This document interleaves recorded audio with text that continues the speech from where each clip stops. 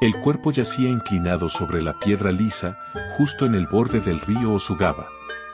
La sangre había dibujado una curva espesa alrededor del torso, y la katana, sin envainar, reposaba aún entre los dedos del muerto. No era una escena nueva. Era la quinta en 3 semanas. Todas ocurridas al amanecer. Todas con una sola herida. Todas con una sola palabra tallada en un trozo de bambú dejado junto al cadáver. Ganri. Año 1611. Octubre. Provincia de Tamba, al oeste de Kioto. La humedad del bosque se volvía un vapor espeso antes del alba. Las autoridades del shogunato apenas emitían comunicados. Asuntos de honor entre expertos, decían. Pero la secuencia era meticulosa. Cada muerte coincidía con el paso de un hombre solitario, alto, con ropa raída, siempre descalzo. Entraba en las aldeas al atardecer, compraba arroz seco, dormía en los campos. Y al irse, uno de los espadachines locales ya no respiraba. Nadie lo nombraba en voz alta. Pero todos lo sabían, Miyamoto Musashi había vuelto a caminar Japón. No como un maestro, ni como un guerrero a sueldo, sino como un remanente brutal del colapso feudal. No tenía escuela, no tenía señor, no tenía destino fijo. Solo una hoja, una técnica, y un camino en línea recta hacia algo que nadie más comprendía. El cuerpo yacía inclinado sobre la piedra lisa, justo en el borde del río Osugaba. La sangre había dibujado una curva espesa alrededor del torso, y la katana, sin envainar, reposaba aún entre los dedos del muerto. No era una escena nueva. Era la quinta en 3 semanas. Todas ocurridas al amanecer. Todas con una sola herida. Todas con una sola palabra tallada en un trozo de bambú dejado junto al cadáver. Ganri. Año 1611. Octubre. Provincia de Tamba, al oeste de Kioto. La humedad del bosque se volvía un vapor espeso antes del alba. Las autoridades del shogunato apenas emitían comunicados. Asuntos de honor entre expertos, decían. Pero la secuencia era meticulosa. Cada muerte coincidía con el paso de un hombre solitario, alto, con ropa raída, siempre descalzo. Entraba en las aldeas al atardecer, compraba arroz seco, dormía en los campos. Y al irse, uno de los espadachines locales ya no respiraba. Nadie lo nombraba en voz alta. Pero todos lo sabían, Miyamoto Musashi había vuelto a caminar Japón. No como un maestro, ni como un guerrero a sueldo, sino como un remanente brutal del colapso feudal. No tenía escuela, no tenía señor, no tenía destino fijo. Solo una hoja, una técnica, y un camino en línea recta hacia algo que nadie más comprendía. La tercera muerte fue distinta. Ocurrió en un dojo oficial de la ciudad de Himeji, un espacio bajo protección del clan Honda, donde las disputas estaban regladas por observadores del Bakufu. El cadáver de Zeta Harunobu, instructor jefe del estilo Shinkaje, fue hallado con el cuello desplazado, sin marca de corte. Solo una fractura limpia, seca, sin sangre. Los alumnos no hablaron. El tatami fue quemado esa noche. Los registros posteriores mencionaron que Harunobu había recibido a un forastero sin nombre, que pidió duelo inmediato sin propósito, sin amenaza, sin provocación. Lo único que dijo fue, necesito ver cómo cae. No preguntó edad, técnica, ni afiliación. No aceptó testigos. No permitió segundas manos. La pelea duró menos de 30 segundos. Hubo un ruido como de hueso seco quebrado. Después, silencio. Los rumores se expandieron. Ya no era una leyenda que se paseaba por provincias menores. Ahora atacaba instituciones. Desafiaba estilos con siglos de transmisión. Se hablaba de una hoja invisible, de una postura que no parecía defensiva pero tampoco ofensiva. Algunos afirmaban que luchaba con 2 espadas, una corta y una larga, sin diferenciarlas en intensidad. Otros aseguraban que ni siquiera desenvainaba, que bastaba con mirar al oponente para quebrarlo. Lo que sí se confirmó fue el método. Llegaba solo, sin anunciarse. Elegía rivales reconocidos, nunca principiantes. Esperaba al amanecer o al atardecer y usaba el momento de menor sombra. Nunca repetía lugar. Nunca dormía 2 veces en el mismo sitio. Se retiraba por el bosque. Nadie lo seguía. Los altos mandos del shogunato no emitieron órdenes de captura. Pero empezaron a vigilar. Cada dojo fue obligado a enviar informes mensuales sobre movimientos inusuales. A los viajeros con cicatrices en los nudillos o callos en el dedo medio se les retenía para interrogatorios. Se cerraron escuelas menores. Se prohibieron duelos sin mediador. Aún así, las muertes continuaron. Los encuentros no dejaban rastro técnico. Ningún patrón identificable. Solo una progresión, cada oponente más rápido, más conocido, más preciso. Todos caían con una sola acción. Y cada vez, al lado del cuerpo, un pedazo de bambú marcado con una palabra distinta, Aonuma, Katori, Kage, sin Kage. Algunos entendieron entonces que no era venganza. Era depuración. No peleaba por odio. Peleaba por vaciar el camino.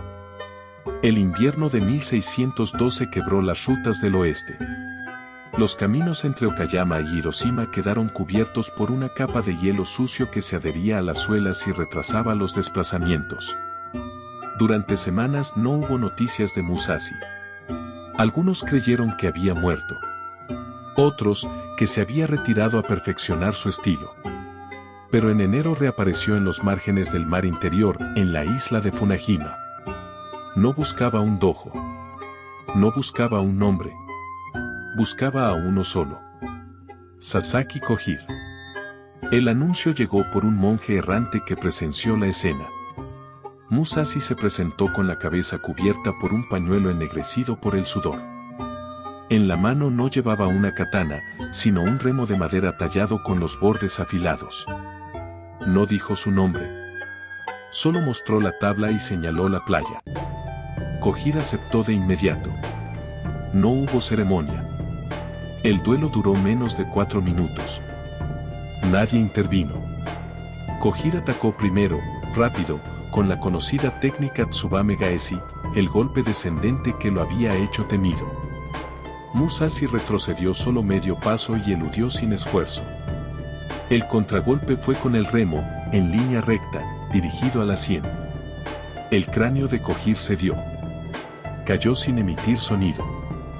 El remo se partió en 2. Musashi no miró el cuerpo.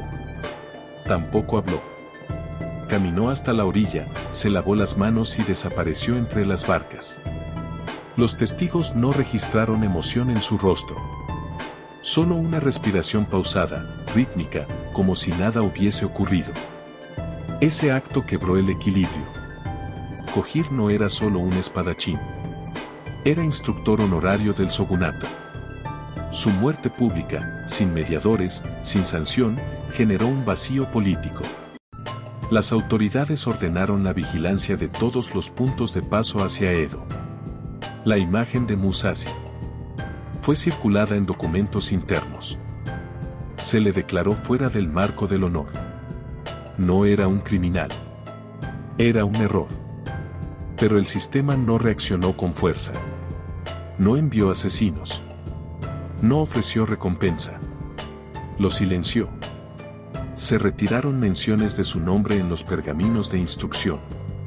Se dejó de enseñar su técnica en academias oficiales. Los aprendices que lo citaban eran reubicados o silenciados. Y, sin embargo, su método empezó a reproducirse en zonas marginales. Se hablaba de un estilo que no usaba la espada como símbolo, sino como extensión brutal del cuerpo. Sin coreografía, sin reverencia. Solo desplazamiento y corte. Algunas copias rudimentarias aparecieron en las zonas rurales de Bisen y Bungo, donde jóvenes sin linaje imitaban sus posturas. Las autoridades no intervinieron. Aún no. Pero era claro, ya no se trataba de un hombre. Era una grieta en la forma. En la primavera siguiente, Los registros de escuelas menores en Mimasaka, Tosa y Chikusen empezaron a mostrar un patrón. Nombres de instructores que se retiraban abruptamente, dojos que cerraban sin causa externa, manuscritos que desaparecían de sus estanterías.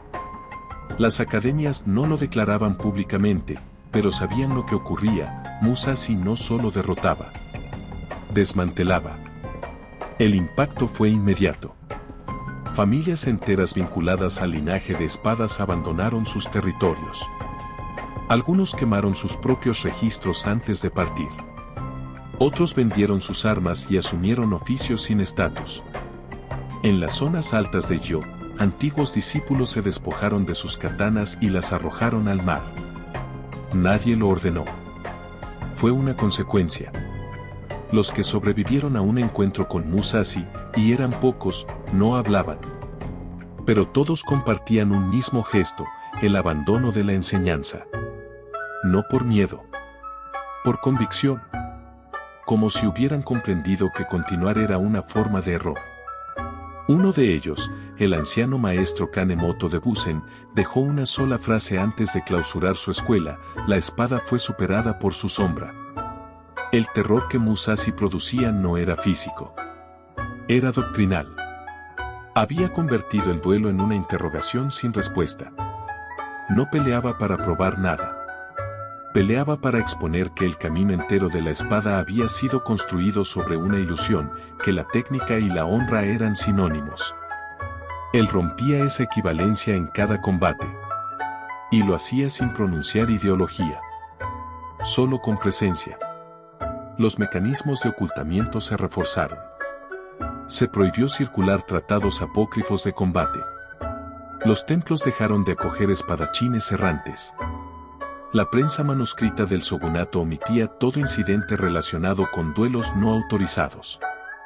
Incluso las aldeas comenzaron a destruir estelas funerarias de instructores muertos por Musashi para no atraer atención. Y, sin embargo, el rumor se expandía. En las provincias interiores, campesinos comenzaron a nombrarlo como un Monza, el hombre sin sonido. No como héroe, ni como demonio. Como una ausencia activa. Un corte que no cesaba. Algunos monjes escribieron en pergaminos ocultos que lo que Musashi encarnaba no era un estilo, sino una purga. Que la vía del guerrero no estaba siendo mejorada, sino aniquilada desde dentro. Y esa aniquilación ya no se podía detener.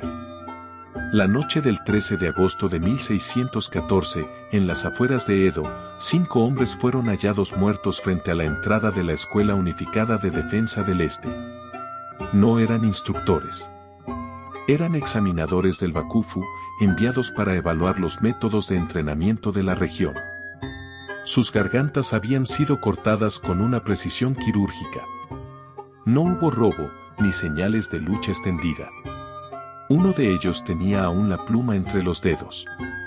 El documento que escribía quedó manchado, sin terminar, la desviación técnica observada en Musashi no fue visto. Pero todos sabían que solo él podía ejecutar algo así sin dejar huella. A partir de ese día, la instrucción formal de esgrima quedó suspendida en 6 provincias. No hubo anuncio oficial. Solo un cambio de horarios, una reasignación de espacios, un nuevo enfoque, agricultura, contabilidad, caligrafía. El gobierno dejó morir la espada por inanición administrativa. Fue el punto de no retorno. Musashi no dejó de moverse. En octubre cruzó Chimosa, donde enfrentó a 3 miembros del linaje Kashima en una ladera sin testigos. Los 3 murieron sin empuñar por completo sus hojas. El suelo quedó surcado por líneas profundas de piedra hendida. Después, llegó a Izu, donde una veintena de aprendices de la escuela Tenshin se disolvió al enterarse de su proximidad. No lo esperaron. Quemaron su sala de práctica y huyeron. En cada paso, el código moría un poco más.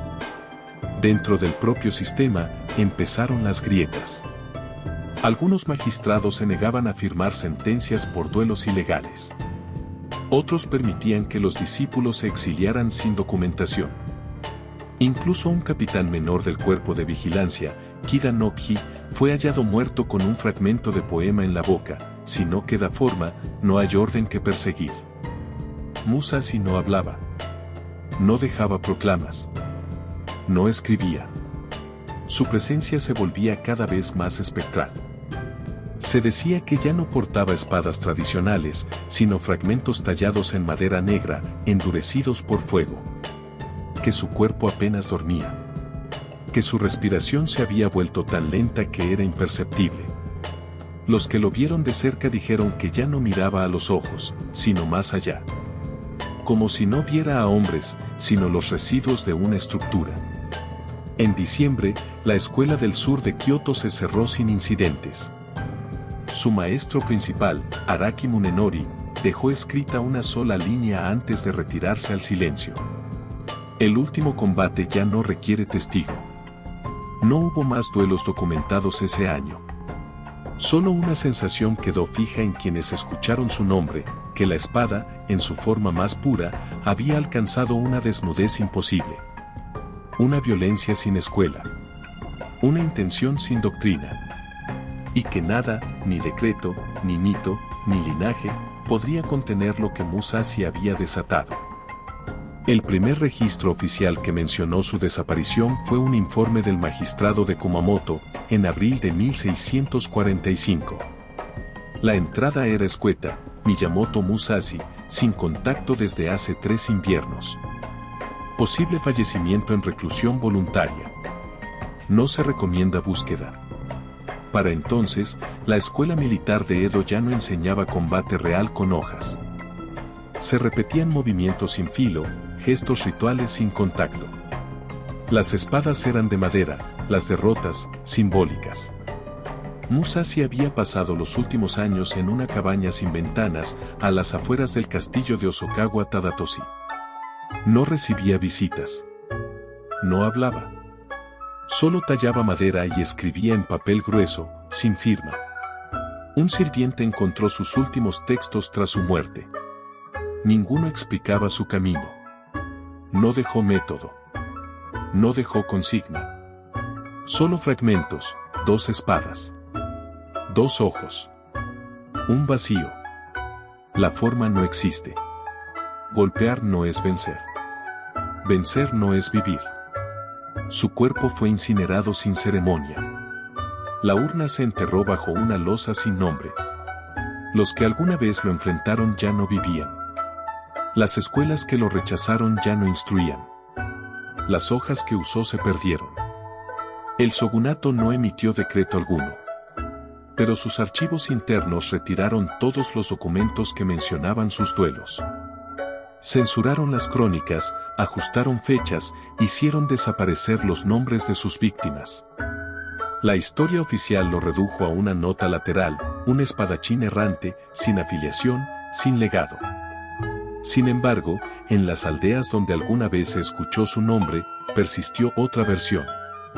Decían que Musashi no había muerto, sino que había alcanzado lo que ningún otro samurái comprendió: que la vía de la espada no era gloria ni moral ni victoria, sino la supresión total del ego.